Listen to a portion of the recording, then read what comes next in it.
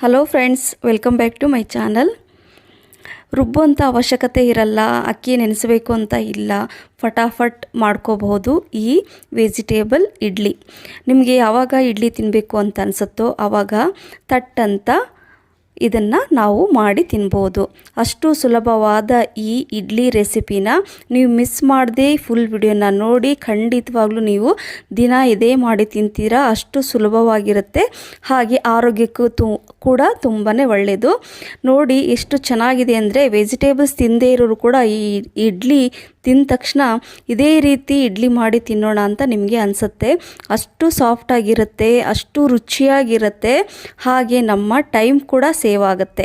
ಹಾಗೆ ನಮಗೆ morning breakfast, lunch ಬಾಕ್ಸಿಗೆ ಕೂಡ ಇದನ್ನ ನಾವು ಬೆಳಗ್ಗೆ ಮಾಡ್ಕೋಬಹುದು ಫಟಾಫಟ್ ಅಂತ. ಬನ್ನಿ ಯಾವ ರೀತಿ ಮಾಡೋದು ಅಂತ ನೋಡೋಣ. ಮೊದಲು ಇಲ್ಲಿ ಒಂದು ಕಡಾಯಿಯಲ್ಲಿ ನಾನು 2 ಟೇಬಲ್ ಸ್ಪೂನಷ್ಟು ಎಣ್ಣೆನ ಹಾಕ್ಕೊಳ್ತಾ ಇದ್ದೀನಿ. ಎಣ್ಣೆ ಬಿಸಿಯಾದ ನಂತರ ಇಲ್ಲಿ ಸಾಸಿವೆ 1 ಸ್ಪೂನಷ್ಟು ಹಾಕ್ಕೊಂಡು, ಹಾಗೆ ಜೀರಿಗೆ ಕೂಡ 1 ಸ್ಪೂನ್ ಹಾಕ್ಕೊಂಡು, ಇದು ಲೋ ಫ್ಲೇಮಲ್ಲೇ ಇಟ್ಕೊಂಡು ಮಾಡಿ. ಎಣ್ಣೆ ಬಿಸಿ ಇದ್ದರೆ ಹಾಗೆ ಸ್ವಲ್ಪ ಕರಿಬೇವು ಎಲೆ ಕೂಡ ಹಾಕ್ಕೊಳ್ತಾ ಇದ್ದೀನಿ. ಸ್ವಲ್ಪ ಹಿಂಗೆ ಹಾಕ್ಕೊಳ್ಳಿ, 1/4 ಟೇಬಲ್ ಸ್ಪೂನಷ್ಟು ಹಿಂಗೆ ಹಾಕ್ಕೊಳ್ತಾ ಇದ್ದೀನಿ. 2 ಟೇಬಲ್ ಸ್ಪೂನಷ್ಟು ಉದ್ದಿನ ಬೇಳೆನ ಹಾಕ್ಕೊಂಡಿದ್ದೀನಿ, ಹಾಗೆ 2 ಟೇಬಲ್ ಸ್ಪೂನಷ್ಟು ಕಡಲೆಬೇಳೆ. ಇದನ್ನು ಕೂಡ ಮೀಡಿಯಮ್ ಅಥವಾ ಲೋ ಫ್ಲೇಮಲ್ಲೇ ಇದನ್ನು ಎಣ್ಣೆಯಲ್ಲೇ ಫ್ರೈ ಮಾಡ್ಕೋಬೇಕು. ಕಲರ್ ಚೇಂಜ್ ಆಗದೇ ಇರೋ ಥರ ನಾವು ಇದನ್ನು ನೋಡ್ಕೋಬೇಕಾಗತ್ತೆ. ಸೊ 1-2 ನಿಮಿಷ ಇದನ್ನು ಈ ರೀತಿಯಾಗಿ ಫ್ರೈ ಮಾಡ್ಕೊಂಬಿಟ್ಟು, ನಾವು ನೆಕ್ಸ್ಟು ನೋಡಿ 1 ಬಟ್ಲು ಅಂದರೆ 250 ಗ್ರಾಮ್ ಅಷ್ಟು ನಾನು ಸೂಜಿ ರವಾನ ಹಾಕ್ತಾಯಿದ್ದೀನಿ, ಅಥವಾ ಚಿರೋಟಿ ರವೆ ಅಂತೆಲ್ಲ ಹೇಳ್ತೀವಲ್ವ, ಸಣ್ಣ ರವೆ. ಅದನ್ನು ಹಾಕ್ಕೊಂಬಿಟ್ಟು ಮೀಡಿಯಮ್ ಫ್ಲೇಮಲ್ಲಿ ಇದನ್ನು 1-2 ನಿಮಿಷ ಈ ರೀತಿಯಾಗಿ ರೋಸ್ಟ್ ಮಾಡ್ಕೋಬೇಕು, ಹುರ್ಕೋಬೇಕಾಗತ್ತೆ.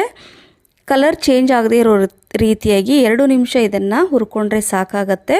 ಹಸಿ ವಾಸನೆ ಹೋಗೋ ತನಕ ಇದನ್ನು ಹುರ್ಕೊಳ್ಳೋಣ. ನೋಡಿ, ಈಗ ಇದನ್ನು ಸೈಡಲ್ಲಿ ನಾವು ಎತ್ತಿಟ್ಬಿಡೋಣ. ಅಂದರೆ ಬಿಸಿ ಇರುತ್ತೆ ಅಲ್ವಾ, ಹಾಗಾಗಿ ಇದು ಒಂದು ಸ್ವಲ್ಪ ತಣ್ಣಗಾಗಲಿಕ್ಕೆ ನಾವು ಬಿಡಬೇಕು. ಗ್ಯಾಸ್ ಸ್ಟವನ್ನು ಆಫ್ ಮಾಡ್ಕೊಂಬಿಟ್ಟು ಇದನ್ನು ನಾನು 1-2 ನಿಮಿಷ ಹಾಗೆ ಇಡ್ತೀನಿ. ಸ್ವಲ್ಪ ಕೂಲ್ ಆಗಬೇಕು. ಇದು ಬಿಸಿ ಇರುವಾಗಲೇ ನಾವು ಇದರಲ್ಲಿ ಬೇರೆ ಏನು ಹಾಕಬಾರ್ದು. ಸೊ ಸ್ವಲ್ಪ ತಣ್ಣಗಾದ ನಂತರ ನಾನು ಒಂದು ಪಾತ್ರೆಯಲ್ಲಿ, ಬೇರೆ ಪಾತ್ರೆಯಲ್ಲಿ ಹಾಕ್ಕೊಳ್ತಾ ಇದ್ದೀನಿ. ಬೇಗನೆ ಆಗುತ್ತೆ ಸ್ನೇಹಿತರೆ. ನಾವು ರುಬ್ಬಬೇಕು, ನೆನೆಸಬೇಕು ಅಕ್ಕಿನ, ಆ ಥರ ಏನೂ ಇಲ್ಲ. ಇದನ್ನು ಫಟಾಫಟ್ ನಾವು ಒಂದು ಅರ್ಧ ಗಂಟೆಯಲ್ಲೇ ಇದನ್ನು ಮಾಡಿಕೊಂಡು ತಿನ್ಬೋದು. ಅಷ್ಟು ಸರಳವಾದ ಈ ಇಡ್ಲಿ ರೆಸಿಪಿ. ಸೊ ನೋಡಿ, ಇವಾಗ ನಾನು ರವೆನ ಒಂದು ಪಾತ್ರೆಯಲ್ಲಿ ಹಾಕ್ಕೊಂಡು ಇಟ್ಕೊಂಡಿದ್ದೀನಿ. ತಣ್ಣಗಾಗಿದೆ ಇದು. ಈಗ ನಾವೇನು ರವೆ ತೊಗೊಂಡಿದ್ದೀವಲ್ವ, ಅದೇ ಬಟ್ಲಲ್ಲಿ ನಾನು ಅರ್ಧ ಕಪ್ಪಷ್ಟು ಮೊಸರನ್ನು ತೊಗೊಂಡಿದ್ದೀನಿ. ಮೊಸರನ್ನು ಹಾಕ್ಕೊಂಬಿಟ್ಟು ಆ ರವೆಯಲ್ಲಿ ಕಲಿಸ್ಕೊಳ್ಳೋಣ. ನೋಡಿ, ಈಗ ಮೊಸರನ್ನು ಹಾಕಿ ನಾನು ಕಲಿಸ್ಕೊಳ್ತಾ ಇದ್ದೀನಿ. ಯಾಕೆ ಬಿಸಿ ಇರುವಾಗಲೇ ನಾವು ಹಾಕೋಬಾರ್ದಂದರೆ, ಮೊಸರು ಹಾಕಿದರೆ ಅಂದರೆ ಬಿಸಿ ಇರುವಾಗ ಮೊಸರನ್ನು ಹಾಕಬಾರ್ದು. ಹಾಗಾಗಿ ರವೆ ತಣ್ಣಗಾದ ನಂತರನೇ ನಾವು ಮೊಸರನ್ನು ಹಾಕ್ಕೋಬೇಕು. ಮೊಸರು ಹಾಕಿದ ನಂತರ ಅದೇ ಕಪ್ಪಲ್ಲಿ ರವೆ ಹಾಕಿದ್ದೀವಲ್ವ, ಅದೇ ಕಪ್ಪಲ್ಲಿ 1 ಕಪ್ಪಷ್ಟು ನೀರನ್ನು ಹಾಕ್ಕೊಳ್ತಾ ಇದ್ದೀನಿ. ಮೊಸರು ಅರ್ಧ ಕಪ್ ಹಾಕಿದ ನಂತರ ಅದೇ ಕಪ್ಪಲ್ಲಿ 1 ಕಪ್ಪಷ್ಟು ನೀರನ್ನು ಹಾಕ್ಕೊಂಡು ಈ ರೀತಿಯಾಗಿ ಮಿಕ್ಸ್ ಮಾಡ್ಕೊಳ್ಳೋಣ. ಯಾಕಂದರೆ ರವೆ ನೀರು ತುಂಬ ಹೀರ್ಕೊಳ್ಳುತ್ತೆ, ಹಾಗಾಗಿ ನೀರು ಹಾಕ್ಕೊಂಬಿಟ್ಟು ಚೆನ್ನಾಗಿ ಮಿಕ್ಸ್ ಮಾಡಿಕೊಂಡು ಇದನ್ನು ಒಂದು 15-20 ನಿಮಿಷ ಇದನ್ನು ಮುಚ್ಚಿಟ್ಬಿಡೋಣ. ಆವಾಗ ನಾವು ಚಟ್ನಿ ಬೇಕಾದರೆ, ನಾವು ಚಟ್ನಿ ಸಾಂಬಾರು ನಿಮ್ಗೆ ಏನು ಇಷ್ಟ ಅನ್ನೋ ಅದನ್ನು ನೀವು ಈ ಟೈಮಲ್ಲಿ ಮಾಡಿಟ್ಕೋಬೋದು. ಇದನ್ನು ಮುಚ್ಚಿಟ್ಬಿಟ್ಟು ಚಟ್ನಿನ ನಾನು ಮಾಡ್ಕೋಬೋದು ಈ ಟೈಮಲ್ಲಿ ಅಲ್ವಾ. ಸೊ ಇದನ್ನು ಒಂದು 15 ನಿಮಿಷ ರೆಸ್ಟ್ ಮಾಡಲಿಕ್ಕೆ ಇಡ್ತಾಯಿದ್ದೀನಿ. 15 ನಿಮಿಷದ ನಂತರ ಇದನ್ನು ನಾನು ನೋಡಿ ತೋರಿಸ್ತೀನಿ ನಿಮಗೆ. ಫಸ್ಟು ನಾವು ಮುಚ್ಚಿಟ್ಟಾಗ ಸ್ವಲ್ಪ ನೀರಾಗಿತ್ತಲ್ವ, ಸೊ ಆ ನೀರನ್ನೆಲ್ಲ ಹೀರ್ಕೊಂಡಿದೆ ರವೆ. ನೋಡಿ ಎಷ್ಟು ತಿಕ್ಕಾಗಿದೆ. ಇವಾಗ ನಾವು ಇನ್ನೂ ಸ್ವಲ್ಪ ನೀರನ್ನು ಹಾಕ್ಕೊಳ್ತಾ ಇದ್ದೀನಿ. ಒಂದು ಅರ್ಧ ಕಪ್ಪಷ್ಟು ನೀರನ್ನು ಹಾಕ್ಕೊಳ್ತಾ ಇದ್ದೀನಿ. ಒಂದೇ ಸಲ ಜಾಸ್ತಿ ನೀರು ಹಾಕ್ಕೊಳಕ್ಕೆ ಹೋಗಬೇಡಿ, ಸ್ವಲ್ಪನೇ ನೀರು ಹಾಕ್ಕೋಬೇಕು ನೋಡಿಕೊಂಡು. ನೀರು ಜಾಸ್ತಿ ಆದರೆ ಇಡ್ಲಿ ಚೆನ್ನಾಗಿ ಬರಲ್ಲ, ಸ್ವಲ್ಪ ಗಟ್ಟಿಯಾಗಿ ಇರಬೇಕು. ತುಂಬ ತೆಳುವಾಗೂ ಇರಬಾರ್ದು, ತುಂಬ ಗಟ್ಟಿಯಾಗೂ ಇರಬಾರ್ದು. ನೋಡಿಕೊಂಡು ನಾವು ನೀರನ್ನು ಹಾಕ್ಕೋಬೇಕು. ನೋಡಿ, ಇವಾಗ ನಾನು ಅರ್ಧ ಕಪ್ಪಷ್ಟು ನೀರನ್ನು ಹಾಕ್ಕೊಂಡು ಕಲಿಸ್ಕೊಂಡು ಆಯಿತು. ಈಗ ಏನು ಮಾಡೋಣ ಅಂದರೆ, ರುಚಿಗೆ ತಕ್ಕಷ್ಟು ಉಪ್ಪು ಹಾಕ್ಕೊತಾ ಇದ್ದೀನಿ. ಹಾಗೆ ಒಂದು ಅರ್ಧ ಅರ್ಧ ಸ್ಪೂನಷ್ಟು ಅಡುಗೆ ಸೋಡಾನ ಹಾಕ್ತಾಯಿದ್ದೀನಿ. ಕೆಲವರು ಈನೋ ಎಲ್ಲ ಹಾಕ್ತಾರೆ, ನಾನು ಈನೋ ಇದರಲ್ಲಿ ಹಾಕ್ತಾ ಇಲ್ಲ. ಹಾಗಾಗಿ ನಾನು ಅಡುಗೆ ಸೋಡಾನ ಹಾಕ್ಕೊಳ್ತಾ ಇದ್ದೀನಿ.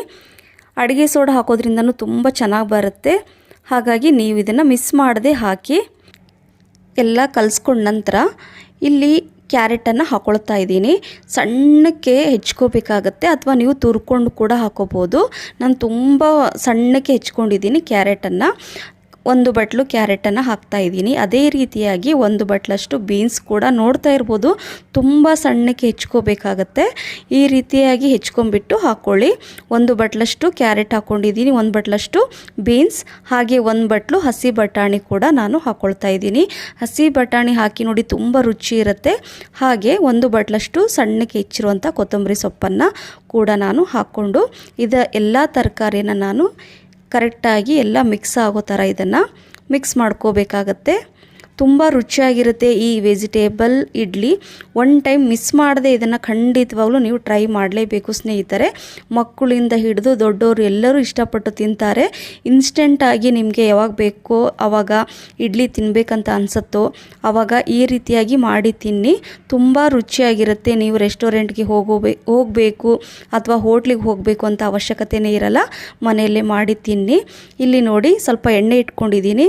ಹಾಗೆ ಇಲ್ಲಿ ಇಡ್ಲಿ ಪಾತ್ರೆಯಲ್ಲಿ ನಾನು ಸ್ವಲ್ಪ ಈ ರೀತಿಯಾಗಿ ಎಣ್ಣೆನ ಸ್ಪ್ರೆಡ್ ಮಾಡ್ತಾ ಇದ್ದೀನಿ. ಈ ರೀತಿಯಾಗಿ ಎಣ್ಣೆ ಹಚ್ಚಿ, ಜಾಸ್ತಿ ಎಣ್ಣೆ ಬೇಕು ಅಂತ ಏನು ಇಲ್ಲ.